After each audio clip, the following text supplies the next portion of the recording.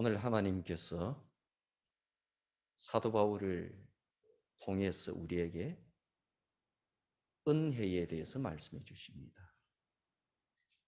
사도 바울이 이렇게 은혜에 대해서 고백을 하고 있습니다. 나의 나된 것은 오직 하나님의 은혜라. 멋있지 않습니까? 나의 나된 것은 오직 하나님의 은혜입니다. 정말 신앙인다운 고백입니다. 신앙인답죠.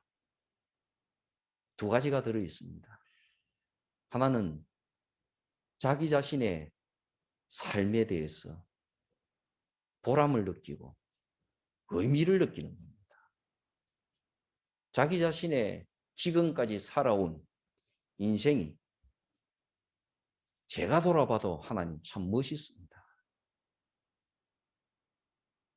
저는 괜찮은 삶을 살아왔습니다.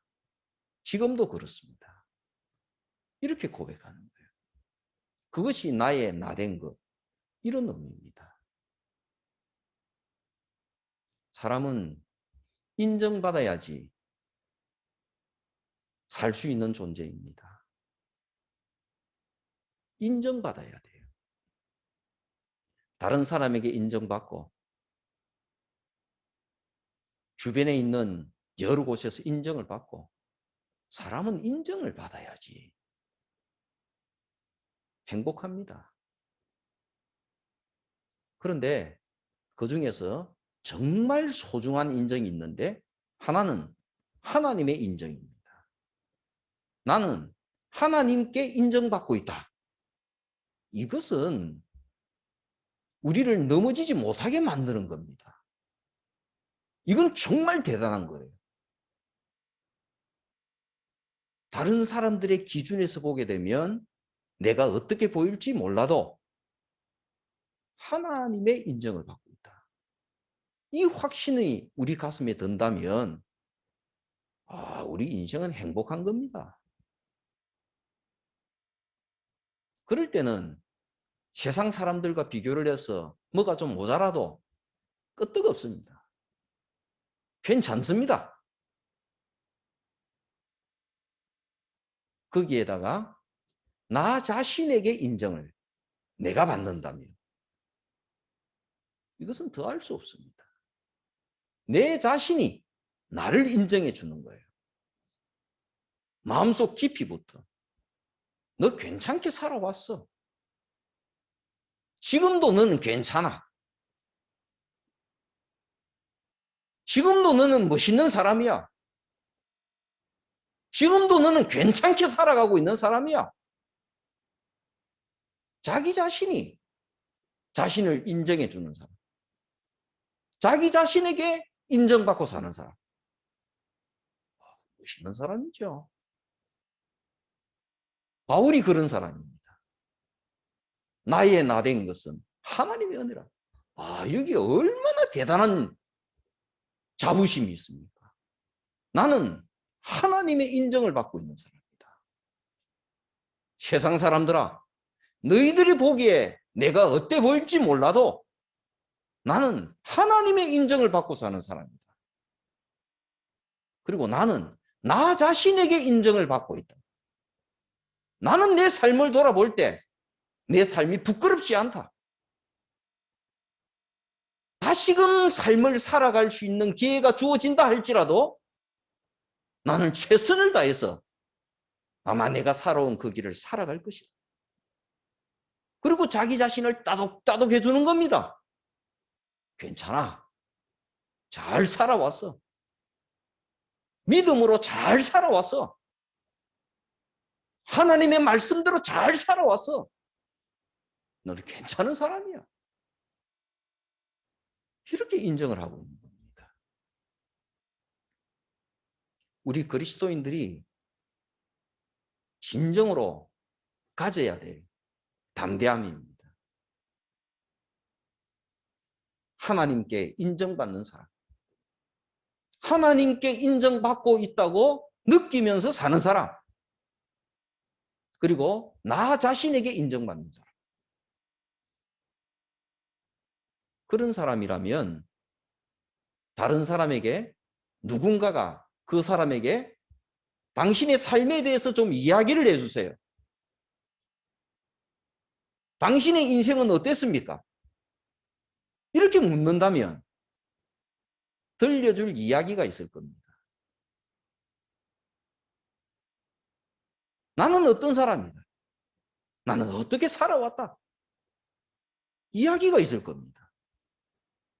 그리고는 그 이야기 속에 가장 뼈대가 되는 말은 신앙일 겁니다. 하나님일 겁니다.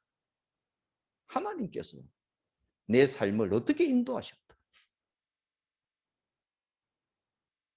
어떻게 하나님께서 나에게 은혜를 주셨다. 나는 하나님의 은혜로 어떻게 인생을 살아왔다. 이런 이야기가 있을 겁니다.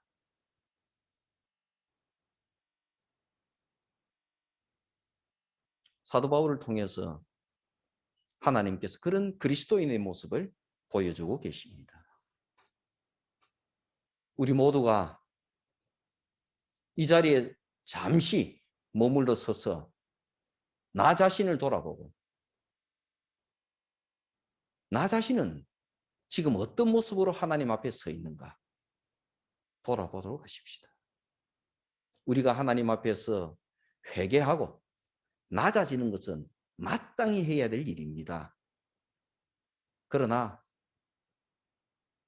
하나님과 나 자신에게 인정받지 못하는 삶과 나 자신이 회개하는 것이 같은 것으로 여긴다면 대단히 잘못된 것입니다. 나는 말할 수 없는 죄인이지만 나는 하나님의 은총을 받은 사람이다. 나는 한없이 연약한 사람이지만 나는 나 자신의 최선을 다해서 인생을 살아온 사람이다. 겸손함과 자기 자신에 대한 자신감은 분리되어야 되는 것입니다. 다음으로 묵상할 수 있는 것은 은혜를 얘기합니다. 내가 지금까지 살아온 그 모든 순간들이 오늘날 나를 만들게 된, 이것이 있게 된 것은 그 매 순간마다 하나님의 은혜가 나에게 임했기 때문이다. 그렇게 고백하는 겁니다. 때를 따라서 하나님께서 나에게 은혜를 주셨습니다. 이렇게 고백하는 겁니다. 그러므로 성도님들, 가슴 속에 이 말씀을 깊이 새기시기 바랍니다. 하나님은 때를 따라서 나에게, 우리에게 은혜를 주십니다. 이것이 사도 바울의 믿음이었습니다. 하나님은 때를 따라서 우리에게 은혜를 주시는 하나님이십니다. 저는 그것을 믿습니다. 이 말씀을 믿습니다. 어떤 상황에서도. 때를 다른 말로 고치면 시간이 됩니다. 이 때라는 것이 인류 역사상 이 때에 대해서, 시간에 대해서 두 가지로 항상, 시간의 시간성은 두 가지로 항상 생각해야 된다 하고 이 시간에 대해서 깊이 연구하고 가르친 사람이 있습니다. 그 사람이 어거스틴입니다. 오늘도 유럽에서, 프랑스나 독일이나 이런 유럽에서 철학을 공부를 하려고 하게 되면 가장 기초적으로 배우는 것이 어거스틴의 시간론입니다. 그 시간을 통해서 사람을 배우고 인생을 배우는 거예요. 어거스틴이 말하는 시간은 두 가지가 있습니다. 하나는 우리가 시계를 통해서 볼 수 있는 시간. 1시, 2시, 3시 뭐 이런 거. 한 달, 두 달, 석 달. 1년, 2년, 3년. 그리고 거기에 따라서 얻어지게 된 내 나이. 나는 지금 몇 살이다. 몇 년을 지냈다. 이것이 첫 번째로 생각하는 시간입니다. 첫 번째의 때는 그런 의미에서 때예요. 그런데 시간이 흘러갈수록 나이가 들어갈수록 우리가 해야 될 수많은 일들이 있습니다. 그 나이에 해결해야 될 일들이 있습니다. 그래서 많이 힘들어요. 어리면 어릴 때 해야 될 일이 있습니다. 7살 때 해야 될 일이 있고 5살에 해야 될 일이 있고 8살 초등학생이 되게 되면 초등학교에 들어가서 해야 될 일이 있습니다. 그것이 때인 거예요. 시간인 거예요. 그것이 결코 쉽지 않습니다.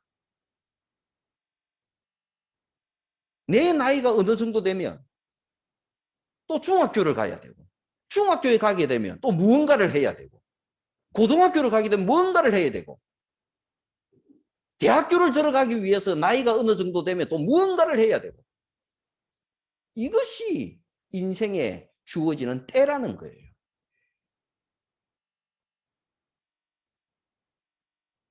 이런 때를 만나게 될 때 옛날에 머물러 있을 수는 없습니다.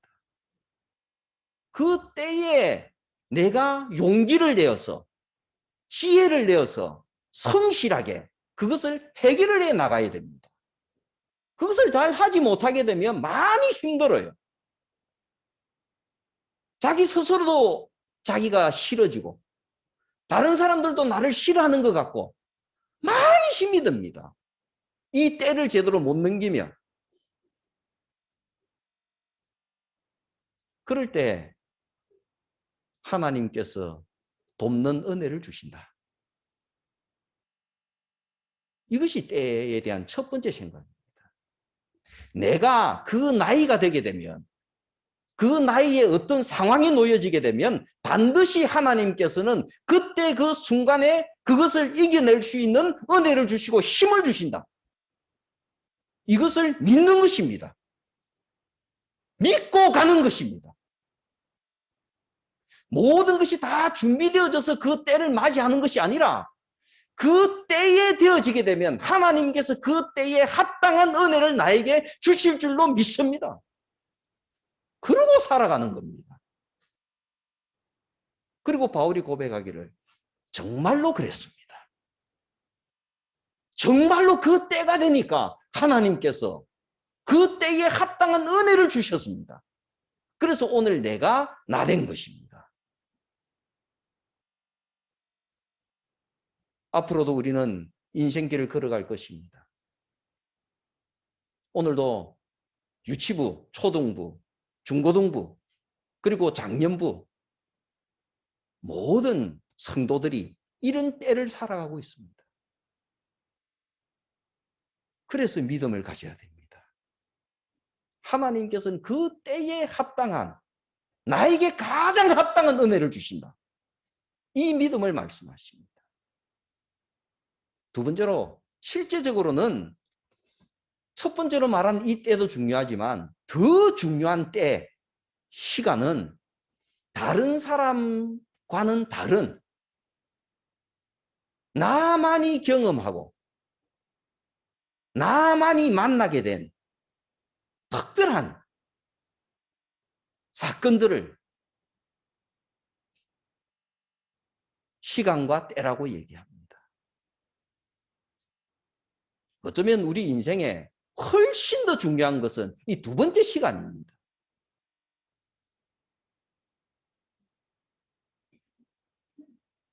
다른 사람은 건강하게 살아갈 때 나는 질병에 걸릴 수 있습니다.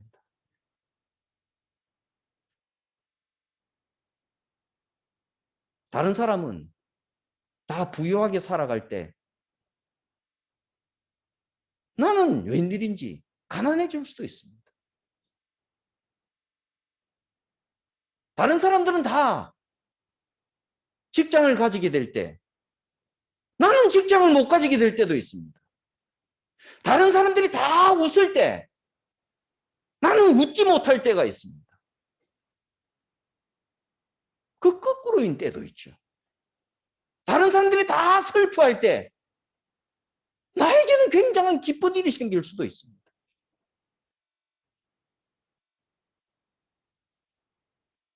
이것이 두 번째 시간입니다. 그럴 때는 지독한 외로움을 느낍니다. 주변에 있는 사람들이 다 웃는데 나는 나에게 주어진 상황이기 때문에 웃음이 나오지가 않아요. 주변 사람들은 다 기뻐하는데 나는 한없이 외롭습니다. 외톨이가 된 것 같아요. 이런 여러 일들이 우리가 두 번째로 만나게 되는 때입니다. 그래서 어떤 사람은 이 두 번째 만나게 된 때를 이기지 못해서 자기 자신을 미워하고 자기 속으로 혼자 들어가 버리기도 하고 사람을 안 만나기도 하고 성격이 이상하게 변하기도 하고 그렇게 됩니다. 그런데 다른 사람은 나를 전혀 만나주지 못하는 나에게 유일한 그런 때가 왔을 때 하나님께서는 나에게 은혜를 주신다. 그 상황에 가장 적절한 은혜를 하나님께서는 나에게 주신다. 이것이 믿음입니다. 나에게 가장 적절한 은혜를, 그 때에 맞는 은혜를 하나님께서 나에게 주신다. 나에게 주셨다. 그래서 오늘 내가 나 된 것이다. 이것을 보게 되면 사도 바울의 마음속에는 그 지독하게 이상하게 마음이 구겨진 게 보이지 않습니다. 뒤틀어지고 마음이 뒤틀어지고 구겨진 그 이상한 마음이 보이지 않습니다.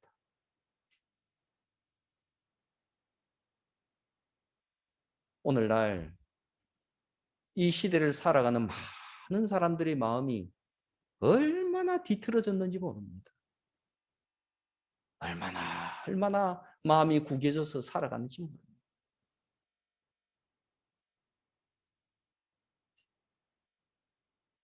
사도 바울은 자기 자신을 인정합니다. 내가 다른 사도들보다 더 많이 수고했다. 야, 이 말을 할 수 있는 분도 대단하지 않습니까? 보통 우리 한국 사람들은 이런 말 잘 못합니다. 아, 내가 주를 위해서 다른 사람보다도 더 많이 수고를 했어요. 그건 사실입니다. 이렇게 그냥 자기 자랑이 아니라 이것을 솔직하게 말을 할 수 있는 사람은 참 흔치 않습니다. 그런데 바울은 그런 말을 하는 거예요.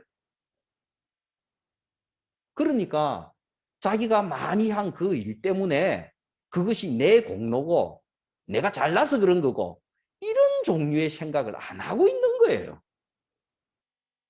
그런 생각을 하고 있다 그러면 이 말을 못 합니다. 그런데 그런 생각을 안 하고 있습니다. 그러니까 내가 다른 사람들보다도 다른 사도들보다도 더 많이 수고한 거 그건 사실입니다. 더 많이 수고했죠. 그런데도 그것은 다 하나님의 은혜로 된 겁니다. 자기 자랑을 하지 않습니다. 우리도 이런 사람 되기를 소망합니다. 자기 일에 대해서, 자기가 한 일에 대해서 마치 남의 일처럼 담담하게 말을 할 수 있는 사람. 그리고 그 일 때문에 다른 사람들보다도 내가 더 우위에 서야 됩니다. 그런 생각이 아니라 이 모든 것은 하나님의 은혜로 그렇게 된 것입니다. 하나님께서 나를 그렇게 사용하신 겁니다. 멋있지 않습니까? 오늘도 하나님께서 이런 사도 바울의 모습을 우리에게 보여주십니다.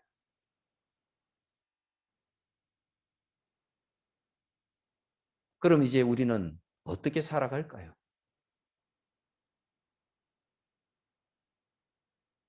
하나님께서 우리에게 매일 시간마다 때를 따라서 은혜를 주신다라는 것을 마음속에 확신을 하십시다. 이 말씀을 굳게 믿으십시다. 그리고 때를 따라서 돕는 이 은혜를 얻기 위해서 은혜의 보좌 앞으로 담대히 나아갑시다. 하나님께로 가까이 가십시다. 하나님의 보좌 앞으로 나아가십시다. 때를 따라서 돕는 은혜를 얻기 위해서. 이것이 우리가 해야 될 일입니다.